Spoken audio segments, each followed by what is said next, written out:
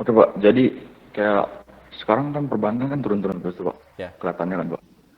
Jadi kan saya ada pegang harga average gitu, tiga saham big caps di Indonesia. Saya Apa aja? pengen BCA, BRI sama BMRI biasa Pak. Ya, oke. Ya jadi saya kayak pengen cut loss tapi kalau didengar-dengar kan saham-saham big caps gitu kalau di cut loss kan sayang gitu kan Pak. Atau saya atau tunggu aja gitu kayak ada titik pembalikan gitu atau kayak ada recovery baru saya lebih apa namanya Presto. lebih masuk gitu.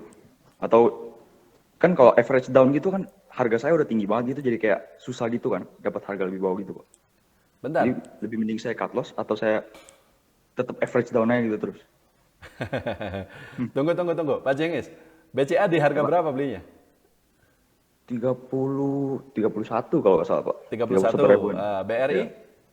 BRI itu harga average saya 4.200-an tuh. Mandiri? Mandiri di berapa ya? Goceng kalau nggak salah. 6.000, 6.000. 6.000, oke.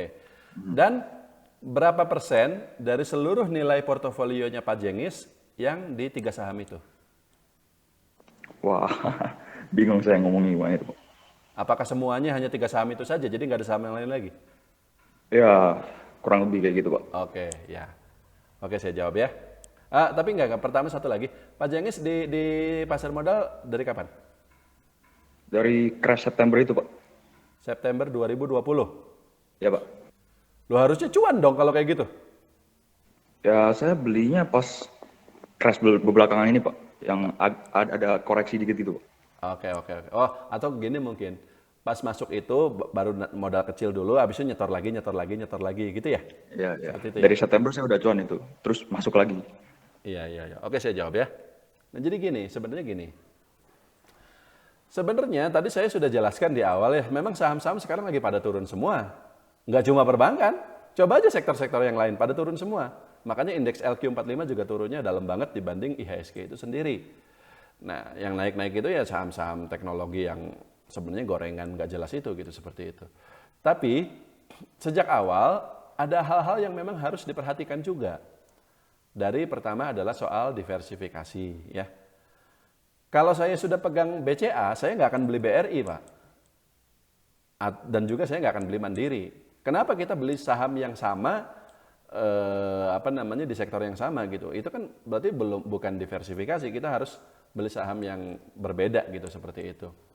Nah, tapi itu bisa dipahami, Pak. Jadi memang pengalaman saya ngobrol sama teman-teman yang pemula, rata-rata begitu dia.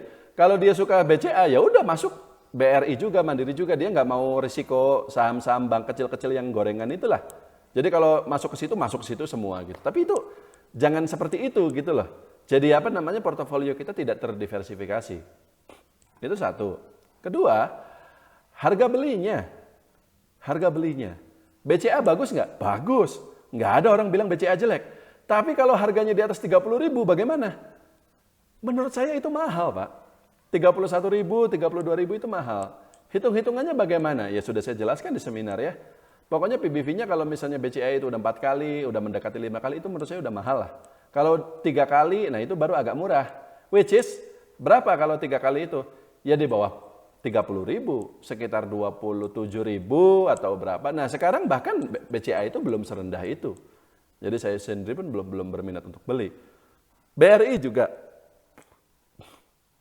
Saya masih ingat tahun lalu, BRI itu pernah 2.200 dan saya beli di harga 2.200 itu. Dan hasilnya cuan. Tapi kalau di harga 4.000 saya mau nggak? Nggak mau. Barangnya bagus nggak? Bagus. Tapi kalau harganya setinggi itu saya nggak mau. Oke, kalau kondisi sekarang bagaimana? Kalau ngarepin BRI balik lagi ke 2.200 kayaknya nggak mungkin lah. Kan sekarang kita udah nggak seperti tahun lalu yang market crash, yang ada krisis lagi parah-parahnya. Sekarang kan kita sudah masuk pemulihan ekonomi. Betul, tapi juga ekonomi kita belum pulih 100%. Tadi saya sudah katakan. Jadi berapa untuk BRI ini? 3.000 lah. 3.000, 3.200. Jadi even pada harga sekarang saya belum rekomen Pak BRI ini. Dan saya nggak bilang dia jelek, dia mahal saja gitu. Mandiri juga sama. Kalau ada yang menurut saya sudah cukup murah itu BTN sama BNI. BTN sama BNI. pada harga sekarang memang sudah cukup murah. Kalau memang horizonnya untuk jangka panjang, hold saja, karena perbankan ini tidak seperti tadi sektor pariwisata yang kita diskusikan. Kalau ekonomi pulih ya dia pulih, nggak ada masalah gitu loh. Tapi harga-harganya itu masih agak tanggung semua. Itu kedua. Dan yang ketiga, ya memang sekarang kondisi pasarnya lagi turun, sehingga semua saham juga turun termasuk perbankan. Tapi jangan dulu average down, karena sejak awal harga belinya Pak Jenghis agak terlalu tinggi. Tapi kalau misalnya nanti masuk semester 2 kondisi pasarnya sudah lebih baik sih, ya harusnya boleh belilah salah satu aja, tapi ya jangan tiga-tiganya.